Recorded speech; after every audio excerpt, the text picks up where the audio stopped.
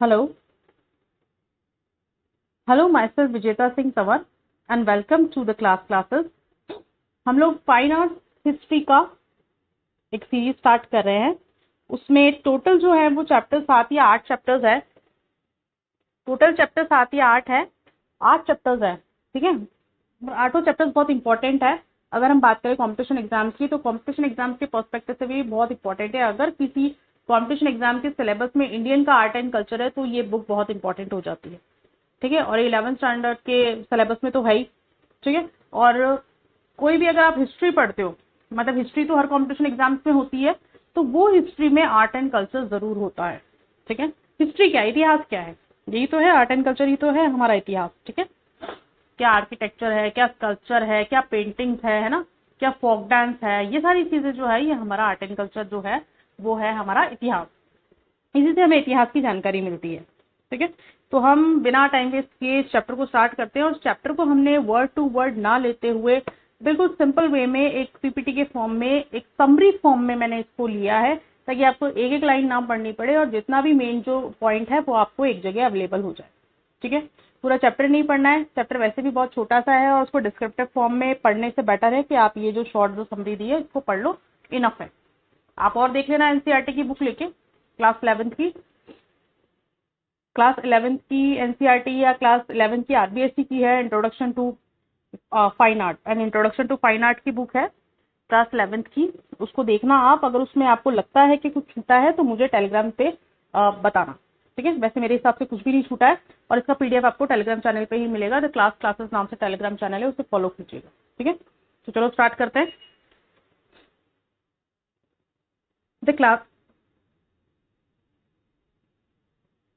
The pre historic rock painting, ठीक है।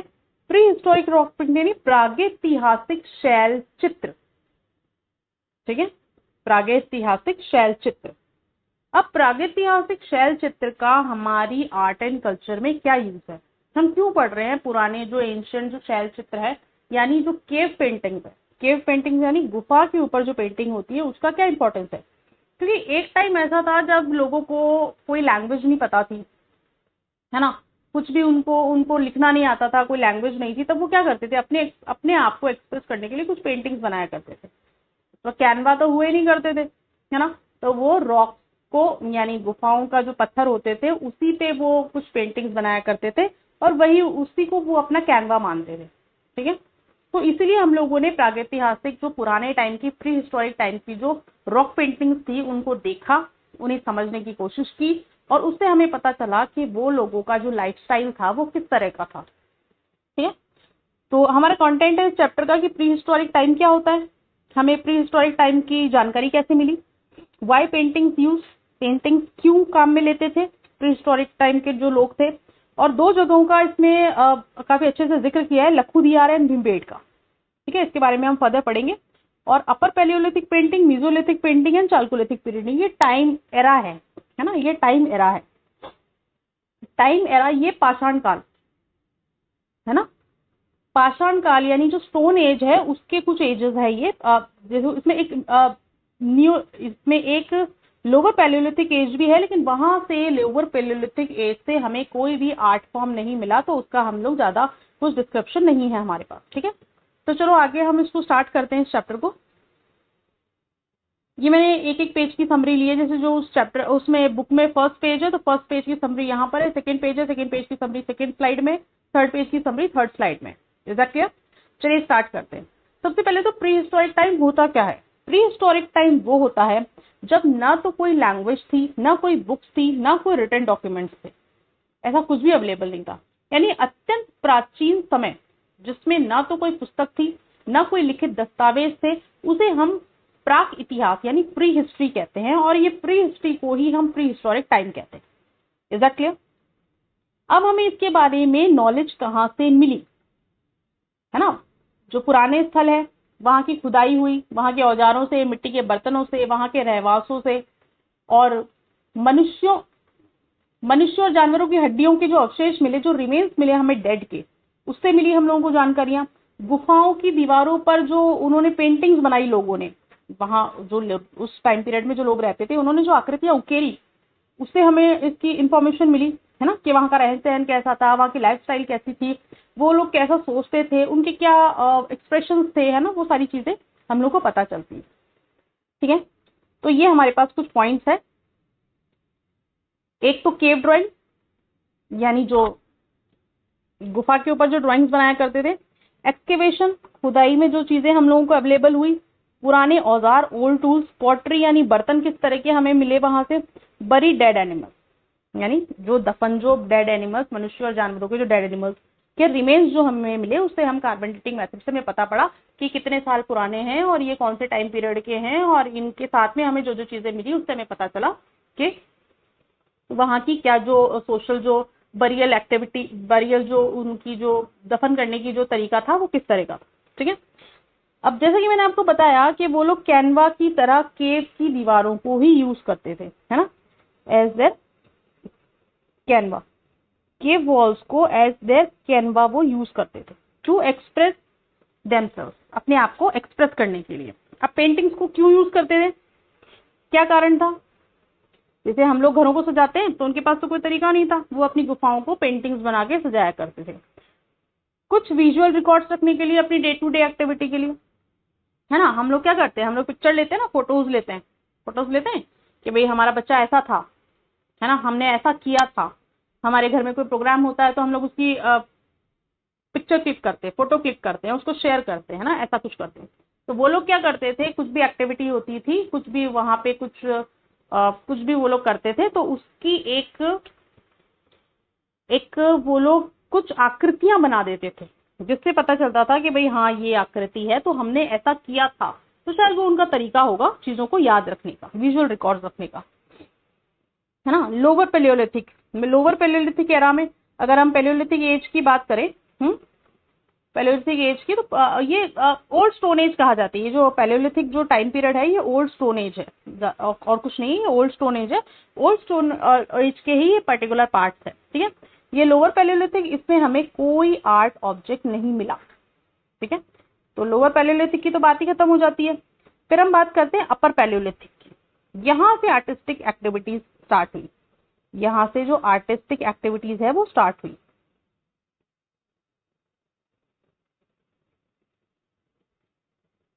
Start of artistic activities. ठीक है, और सब्जेक्ट का मतलब क्या होता है, थीम। सब्जेक्ट का मतलब होता है थीम, किस थीम पे वो बनाते थे, जो अपनी पेंटिंग्स है वो किस थीम पे बनाते थे। तो उसमें ह्यूमन फिगर्स थे, इंसानों की आकृतियां। ह्यूमन एक्टिविटी, जैसे मैंने बताया कि बच्चे खेलते हुए, है ना, और खाना पकाती हुई, है ना, या ऐसी कुछ जो पेंटिंग्स थी कि किस किस तरह के वो लोग उनके जो भी रोजमर्रा के काम होते थे उसी को वो लोग एक्टिविटीज को वो लोग वहां पे उकेरते थे। ज्योमेट्रिक डिजाइन, ट्राइंगल हो गया, सर्कल हो गया, कैसी भी डिजाइन वो लोग ज्योमेट्रिक डिजाइन बनाते थे। और एनिमल सिंबल्स, यानी जानवरों के जो सिंबल्स होते हैं, आकृतियां, वो तो हमें पता तो चले ना भाई उस टाइम में किस तरह के जानवर हुआ करते थे। अगर वो हाथी बनाते तो हमें पता चलेगा कि भाई वहाँ हाथी हुआ करते थे, तो उन लोगों ने हाथी देखा था तभी तो हाथी बनाया था। ठीक है, अगर वो लोग भैंसे की चित्र बनाते हैं तो दैट मीन्स उस टाइम पे भैंसा था, तो उन्होंने भैंसा देखा था तो उन्होंने भैंसा बनाया था। ठीक है, तो इसी तरह से हमें पता चलता है कि उस टाइम पीरियड में कौन कौन से जानवर थे। यहाँ तक क्लियर है। फर्स्ट पेज में इसके सिवा कुछ भी नहीं है। ठीक है, फर्स्ट पेज में इतना ही है। ठीक है, आगे चलते हैं हम लोग।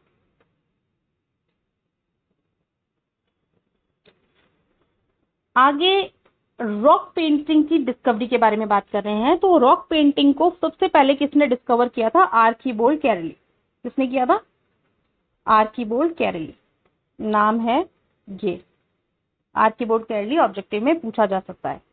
Rock painting on walls of caves of Madhya Pradesh, Uttar Pradesh, Andhra Pradesh, Karnataka and Bihar. ज्यादातर रॉक पेंटिंग हमें केव्स पे कहाँ मिली है, एमपी में, यूपी में, आंध्र प्रदेश में, कर्नाटका में और बिहार में। ये कुछ जगह है ना। और इंडिया में जो है वो शैल चित्रों की जो खोज की थी वो 1867-68 में की गई थी, है ना, इंडिया में। अगर मैं यहाँ पे लिख दूं कि इंडिया में जो डिस्कवरी हुई थी रॉक पेंटिंग की वो 1867-68 में डिस्कवरी हुई। ठीक है, और शोधकर्ता अलग अलग थे, जैसे कॉकबर्न है, एंडरसन है, घोष है ना, ये बहुत सारे मतलब जो आर्कियोलॉजिस्ट थे उन्होंने डिस्कवर किया था। पर सबसे पहले की बात करें तो वो आर्कियोबोल्ड है, आर्कियोबोल्ड कैरली है, ठीक है। और rock paintings on wall of caves of Madhya Pradesh, Uttar Pradesh, Andhra Pradesh, Karnataka and Bihar. अब उत्तराखंड में एक जगह है लखुदियार। कौन सी जगह है? उत्तराखंड में। अल्मोड़ा से 20 किलोमीटर दूर लखुदियार है। और लखुदियार का मतलब होता है 1,00,000 गुफा। क्या होता है लखुदियार का मतलब? ये जो टर्म लिखी हुई है लखुदियार, इसका मतलब होता है 1,00,000 केव्स। क्या होता है? 1,00,000 केव्स। लखुदियार का मतलब होता है 1,00,000 केव्स, और ये सुयाल नदी के पास है, ठीक है, उत्तराखंड में अल्मोड़ा से 20 किलोमीटर दूर। 1,00,000 गुफाओं, 1,00,000 गुफा इसका मतलब होता है, और ये सुयाल नदी के पास है। कौन सी नदी है? ये ऑब्जेक्टिव में पूछा जा सकता है। सुयाल नदी है ना, कहाँ पर है? उत्तराखंड में है, ठीक है। और इसका मतलब क्या होता है? 1,00,000 गुफा। इसके जो पेंटिंग पैटर्न थे वो animal, man and geometric pattern, यानी ये इंसानों के चित्र बनाए इन्होंने, एनिमल्स के बनाए और ज्योमेट्रिक पैटर्न, ठीक है। ये 3 श्रेणियां थी, ठीक है, जिनमें इन्होंने ये पेंटिंग्स बनाई, मानव चित्र, पशु चित्र और ज्यामितीय आकृति, ठीक है। कलर जो उन्होंने यूज किए वो रेड, ब्लैक एंड व्हाइट, लाल, काला और सफेद, ठीक है। आंध्र प्रदेश और कर्नाटका में ग्रेनाइट रॉक्स को कैनवा, मतलब जो ग्रेनाइट के जो रॉक्स थे उसे एज अ कैनवा यूज किया गया, ठीक है, ग्रेनाइट। ये ध्यान रखना, आंध्र प्रदेश और कर्नाटका में ग्रेनाइट रॉक को एज अ कैनवा यूज किया गया। और आंध्र प्रदेश में कौन सी 3 जगह थी जहां पर मतलब जो ये जो ग्रेनाइट को इस तरह से यूज किया गया एज अ कैनवा, वो थी कुपगुल्लू, पिकलीहाल एंड टेक्कलकोटा। कौन सी 3 जगह थी? ये इंपॉर्टेंट है, कुपगुल्लू, पिकलीहाल एंड टेक्कलकोटा। ये 3 जगह ऑब्जेक्टिव में दी जा सकती है। 3 जगह दे देंगे, एक जगह कोई एक्स्ट्रा होगी वो आपको एलिमिनेट करनी है, ठीक है। इस तरह से क्वेश्चन फ्रेम हो सकता है, ठीक है। तो ये 3 जगह है, तो ये 3 जगहों के नाम याद रखना, ठीक है। आगे चलते हैं।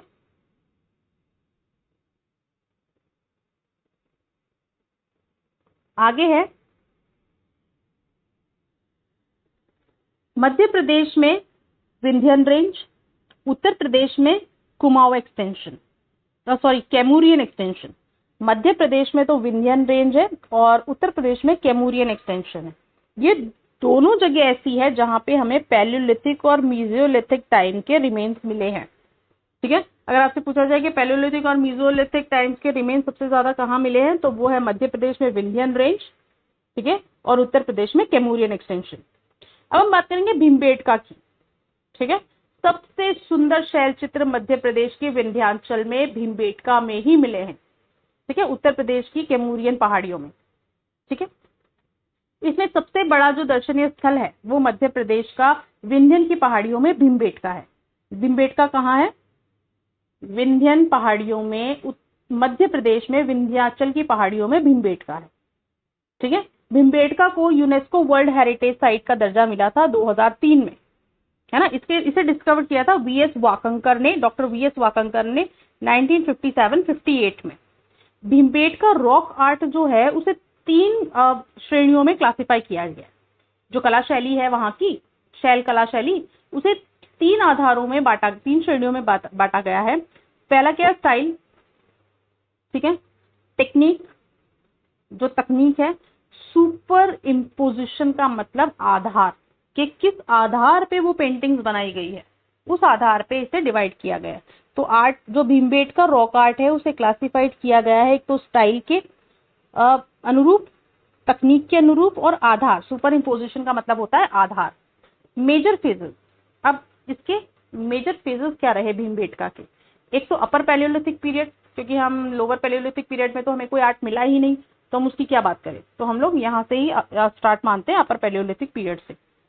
पेंटिंग में लीनियर रिप्रेजेंटेशन था। लीनियर रिप्रेजेंटेशन का मतलब रेखीय, जो रेखीय कलाकृति होती है ना, जैसे इस तरह से, जैसे सपोज करो कि मुझे एक आदमी बनाना है, तो मैंने इस तरह से बना दिया एक आदमी, ठीक है, तो ये क्या हो गया? रेखीय आकृति हो गई, है ना, लीनियर रिप्रेजेंटेशन हो गया।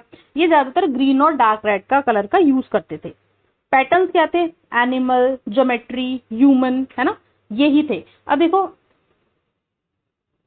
मैं आपको बताऊं, ये जो हमने फर्स्ट स्लाइड देखी थी इसमें आप देखोगे कि ये देखो, ये ह्यूमन है, रेखीय आकृति है एक तरह से, ये इस तरह से ही है, ये इसमें ये हाथ बना दिए, ये इसके हाथ में डंडा दे दिया, है ना, ये इस तरह से ये ह्यूमन ही बन गया, रेखीय आकृति है।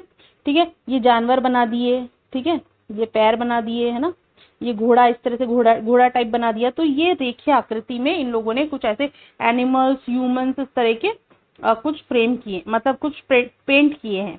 ठीक है, pattern, animal, geometry and humans के इसमें पेंटिंग्स मिली है। कहाँ पर? लखुदियार में। ठीक है, आगे चलते हैं। मीजोलिथिक पीरियड, वो हमने क्या पढ़ा था? अपर पैलियोलिथिक पीरियड। ठीक है, वहां पे हमें क्या मिला? हरी और लाल रेखाओं में बनी हुई छड़ी जैसी पतली मानव आकृति, जो मैंने आपको बताई इमेज में। ठीक है, जानवर, भैंसे, हाथी, बाघ, सुअर, जो भी वहां जानवर रहे होंगे, जैसे मैंने इमेज में बताया कि घोड़े दिखे थे वहां पर, है ना, तो वो अधिकांश ज्यामितीय चित्र है। अब मीजोलिथिक की बात करें, मध्य पाषाण युग, है ना, मध्य पाषाण युग कहते हैं मीजोलिथिक को। ठीक है, इसमें क्या हुआ? थीम्स जो है वो तो मल्टीप्लाइज हो गए, है ना, यानी किस थीम पे क्या क्या सब्जेक्ट रहे होंगे वहां पे, है ना, बनाने के, किस किस तरह, मतलब क्या विषय रहा होगा, थीम मतलब विषय, है ना, किस विषय पे पेंटिंग्स बनती थी, वो तो मल्टीप्लाई हो गए, यानी बहुत सारे हो गए, क्योंकि कलाकृतियां आ गई लोगों को, म्यूजियोलिथिक तक पहुंचते पहुंचते साइज डिक्रीज हो गए। जो पेंटिंग्स बनाते थे उनके जो आकार था, आकार कम हो गया, ये तो हो गए मल्टीप्लाई। जो थीम थी वो तो हो गई मल्टीप्लाई, ठीक है, और साइज डिक्रीज हो गए। ठीक है, hunting scene predominant, hunting scene predominant यानी जो शिकार करने वाले चित्र थे वो बहुतायत में मिले, यानी सबसे ज्यादा चित्र कौन से मिले? वो शिकार करने वाले ही मिले, हंटिंग सीन। ठीक है, hunters shown wearing simple clothes and ornaments, जो हंटर्स थे उन्होंने सिंपल कपड़े पहने थे और कुछ सिंपल ऑर्नामेंट्स। एलिफेंट्स जो वहां पे डिपिक्ट हुए उन चित्रकारियों में, वो कौन से थे? हाथी थे, ठीक है, भैंसा था, चीता था, बोर यानी जंगली सुअर, और डियर यानी हिरन, एंटीलोप मतलब मृग, मृग होता है, लेपर्ड, लेपर्ड पता ही है सबको, बगीरा, बगीरा तेंदुआ, पैंथर बगीरा, राइनो दरियाई घोड़ा, फिश मछली, फ्रॉग मेंढक, लिजार्ड छिपकली, है ना, ये कुछ एनिमल्स वहां पे कुछ पिक्चर्स इन एनिमल्स की वहां मिली, यानी ये वहां पे एग्जिस्ट करते थे उस टाइम पीरियड में, ये वाले एनिमल्स एग्जिस्ट करते थे। और चिल्ड्रंस की खेलते हुए पेंटिंग मिली। ठीक है, कुछ शहद इकट्ठा करते हुए स्त्रियों की, अनाज पीसते हुए, खाना बनाते हुए, है ना, सामूहिक नृत्यों की, इस तरह की कुछ पेंटिंग, मतलब डेली एक्टिविटीज की पेंटिंग हमें वहां पर मिली। ठीक है, आगे चलते हैं। आगे आते हैं हम चाल्कोलिथिक पीरियड में। ठीक है, चाल्कोलिथिक पीरियड, भीमबेटका के आर्टिस्ट जो थे वो अलग अलग कलर यूज करते थे, जिसमें व्हाइट और रेड भी बहुतायत में यूज किया जाता था। ठीक है, रेड कहाँ से मिलता था? हीमेटाइट, गेरू से मिलता था। ग्रीन जो है वो कैल्सिडोनी, एक तरह का पत्थर था, उससे मिलता था। ठीक है, कैल्सिडोनी से। व्हाइट लाइमस्टोन, चूना पत्थर से, है ना, व्हाइट जो कलर था वो चूना पत्थर से मिलता था। अब सवाल ये है कि इतने टाइम बाद भी ये पेंटिंग्स वहां पे, ये कलर्स वहां पे इंटैक्ट क्यों रहे, या इतने टाइम बाद भी हमें वहां पे क्यों मिले? मिट जाने चाहिए थे इतने टाइम पीरियड में। लेकिन ये जो कलर्स थे ये इसलिए थे क्योंकि due to chemical reaction of oxide present on rock surface के ऊपर जो ऑक्साइड प्रेजेंट था, है ना, उसका इन कलर्स के साथ में केमिकल रिएक्शन हुआ, जिसकी वजह से ये कलर जो है वो इंटैक्ट रहे, वैसे के वैसे ही रहे, और हमें इतने सालों बाद भी मिल गए। ठीक है, समझ में आया? आगे चलते हैं। रॉक पेंटिंग 20 लेयर्स में मिली है ना, स्ट्रैटिफिकेशन कह सकते हैं, यानी लेयर दर लेयर जो खुदाई होती है, लेयर दर लेयर, यानी एक पहली लेयर मिली, फिर दूसरी लेयर, फिर तीसरी लेयर, फिर चौथी लेयर, फिर पांचवी, छठी, सातवीं, है ना, इस तरह से हमें कितनी लेयर्स मिली है? 20 लेयर्स खुदाई करने के बाद ही, खुदाई के सॉरी रॉक पेंटिंग की मिली है। ठीक है, वो स्ट्रैटिफिकेशन नहीं, वो खुदाई की बात हो जाएगी, सॉरी, है ना, स्ट्रैटिफिकेशन को भूल जाओ, वो खुदाई की बात है। रॉक पेंटिंग की हमें 20 लेयर मिली। अब ऐसा क्यों रहा? जैसे सपोज करो किसी ने पहले पेंटिंग बनाई, है ना, उसके ऊपर किसी और ने बना दी, फिर उसके ऊपर किसी और ने बना दी, फिर उसके ऊपर किसी और ने, इस तरह से 20 लेयर ऑफ पेंटिंग्स हम लोगों को मिली है। ऐसा क्यों? क्या रीजन रहा होगा ऐसी पेंटिंग्स का? Artist didn't like the creation, हो सकता है कि आर्टिस्ट को अपनी क्रिएशन पसंद नहीं आई इसलिए उस पर दूसरी पेंटिंग बना दी। Painting places were secret and special, जो जगह थी पेंटिंग करने की वो धार्मिक रही होगी, स्पेशल रही होगी, तो जो भी आता होगा मन्नत मांगने या पूजा करने वो एक पेंटिंग बना जाता होगा। ठीक है, use by different generation at different time. ठीक है, अलग अलग जनरेशन ने अलग अलग समय काल समय में उस पेंटिंग को बनाया होगा, ऐसा मानते हैं। ये एग्जैक्ट नहीं है, ऐसा हम लोगों का अनुमान है। ठीक है, आगे चलते हैं। आगे चलते हैं, चैप्टर खत्म हो गया है। इस चैप्टर में ऐसा कुछ भी नहीं है जो आपका छूटा हो। आप एनसीईआरटी की बुक देख लीजिएगा, कुछ मिले तो मुझे उस पे टेलीग्राम चैनल पे बताइएगा कि ये कॉन्सेप्ट छूट गया है। और thank you for watching. PDF जो है वो आपको टेलीग्राम चैनल पे द क्लासेस पे मिल जाएगा, वहाँ फॉलो कीजिए। ठीक है, और चैनल को लाइक कीजिए, कमेंट कीजिए, शेयर कीजिए, सब्सक्राइब कीजिए, बेल आइकन प्रेस कीजिए ताकि आपको जो फर्दर नोटिफिकेशन है वो मिलते रहे, है ना। और अपना ध्यान रखिए, बाय, मिलते हैं अगले लेक्चर में।